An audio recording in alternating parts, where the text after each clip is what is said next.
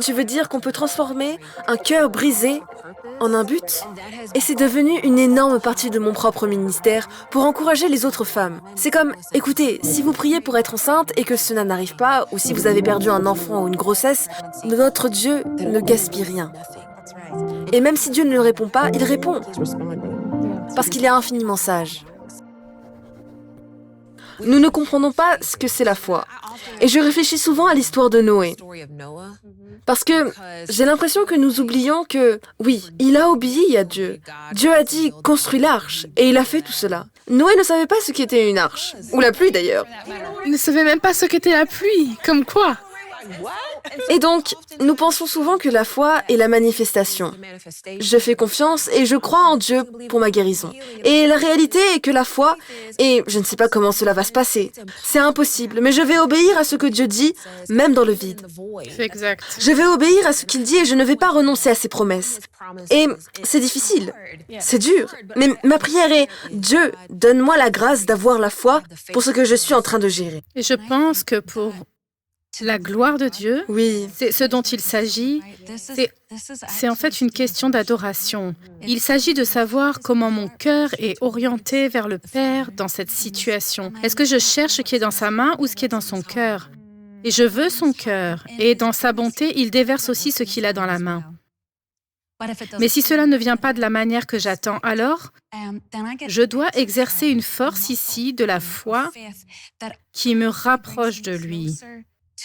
Et je pense que parfois aussi, exactement ce que vous disiez tout à l'heure, Holly, c'est ce micro-ondes qui dit « nous le voulons tout de suite, nous mettons ça dedans et dans 30 secondes, nous voulons que ça sorte en ressemblant à ça. » Et vous êtes comme « ce n'est pas simplement ce n'est pas Dieu. Eh bien, Dieu n'est pas micro-ondes. Non, Dieu, il ne l'est pas. Il est la mijoteuse. J'ai une amie qui a été sauvée il y a environ 10 ans et elle est tout simplement charmante. Et nous parlions de la guérison, de la nécessité de la rechercher ensemble, mais elle luttait aussi contre la perte de son père atteint d'Alzheimer. C'était une chose horrible. Elle était juste comme... Je me demandais comment cela allait affecter sa foi. Et elle a dit, Catherine, je comprends. Dieu n'est pas notre marraine l'a fait. J'ai compris. Il est solidement bon. Il répond d'une manière à laquelle je ne m'attendais pas vraiment, mais il le fait. Je vais quand même prier la prochaine fois. Et je pense honnêtement que cela se résume à prenons-nous Dieu au mot. Croyons-nous vraiment qu'il est qui il dit qu'il est? Voulons-nous atteindre l'impossible à chaque fois, même si parfois nous ne le voyons pas se réaliser comme nous le souhaitons? Et dans ce sens, je pense qu'il s'agit de bien faire les choses. C'est l'offrande que nous devons vraiment apporter. C'est facile de commencer, vraiment facile de commencer, mais je veux être vieille et super ridée et regarder le visage de Jésus juste dire « c'est ça, toute ma vie ». Certaines d'entre nous, peut-être, n'ont pas été élevées dans un foyer où les gens priaient, ou peut-être avons-nous prié pour quelque chose et nous n'avons pas obtenu ce que nous voulions. Et donc, nous devenons cyniques, pas vrai? Parce que nous avons tous prié pour quelque chose. Peut-être qu'il y a des gens qui prient encore pour ça. Peut-être que vous l'espérez encore. Peut-être que vous vivez avec ça. Peu importe. et donc, nous pourrions devenir un peu cyniques. Et je pense qu'une partie de cette parabole consiste à dépasser le cynisme. Parce que c'est si facile de devenir un peu « Oh, vous avez encore... » Vous commencez à avoir cet intérêt comme si Dieu était votre génie d'ailleurs. Par opposition à Dieu saint, j'ai le privilège impressionnant de me connecter avec toi et de te faire confiance et de croire en toi. Et de croire en toi pour ça. Et je vais le faire aujourd'hui, je vais le faire demain et je vais le faire le jour suivant jusqu'à ce que je vois ta face. Continue à revenir, il l'a déjà fait. C'est vrai. Mais ce qui se passe, c'est que même Daniel, quand il a prié, la Bible en parle. Il lui a fallu 21 jours pour le voir parce que le prince de Perse a repoussé. Mais il a commencé à dire au moment où vous priez, quoi? C'est fait. C'était fait. Je vous ai entendu. Donc, si les gens pouvaient comprendre ou s'accrocher à cela, que c'est déjà fait, mais l'ennemi... Nous vivons dans ce monde où l'ennemi ne va pas nous laisser le voir. Et donc, nous devons être persistants et nous tenir debout, même avec mon corps. C'est comme, non, je dois me rappeler en étant persistant à me tenir debout dans ce monde, que je suis guéri par ces meurtrissures, indépendamment de ce que je dois traiter, indépendamment de ce que je dois traverser. C'est comme, non, c'est fait, c'est une affaire réglée, c'est réglé, c'est un combat réglé. Nous combattons le bon combat de la foi, non? Donc pour moi, je ne peux pas être jetée. J'aime, c'est un combat gagné d'avance. C'est un combat gagné d'avance.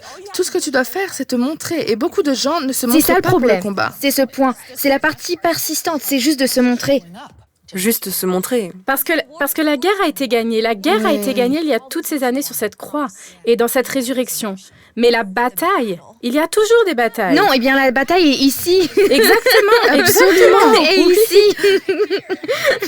Et ici, et les uns contre les autres. Et l'ennemi utilise toutes sortes de choses. Il nous utilise contre nous-mêmes. Il nous utilise les uns contre les autres.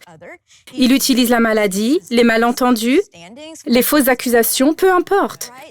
Il y a donc ces batailles que nous menons et que nous affrontons, mais il a gagné la guerre.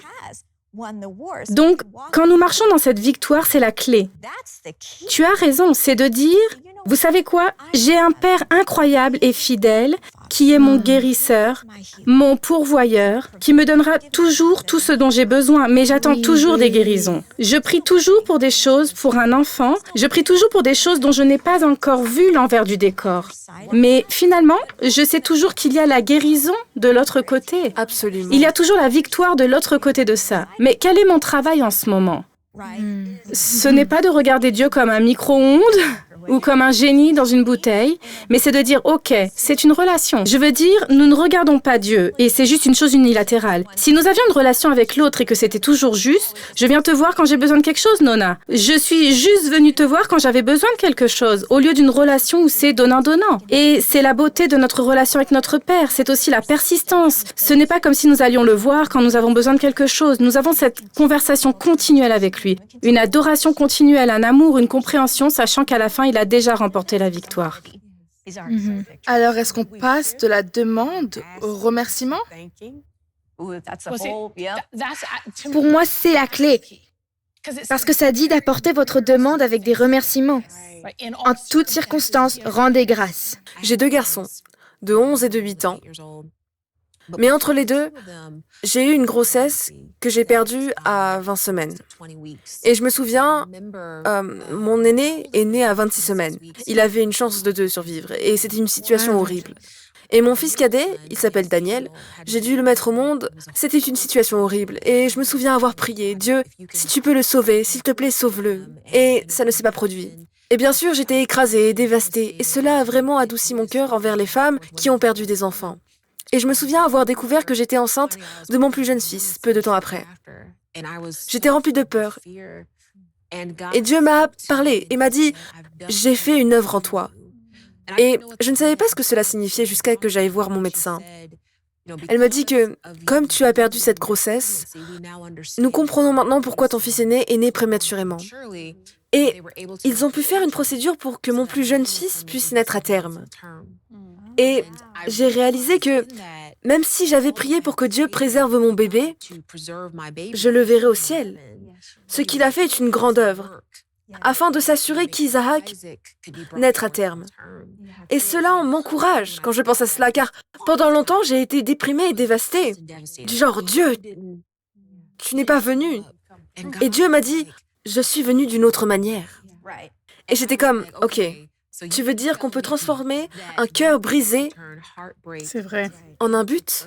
c'est vrai. Et c'est devenu une énorme partie de mon propre ministère pour encourager les autres femmes. C'est comme, écoutez, si vous priez pour être enceinte et que cela n'arrive pas, ou si vous avez perdu un enfant ou une grossesse, notre Dieu ne gaspille rien. C'est vrai. Et même si Dieu ne le répond pas, il répond, parce qu'il est infiniment sage. Shalom, j'espère que vous avez aimé cette vidéo. Abonnez-vous pour ne pas rater nos programmes. Merci de faire partie de notre famille TBN. Que Dieu vous bénisse. Shalom de Jérusalem.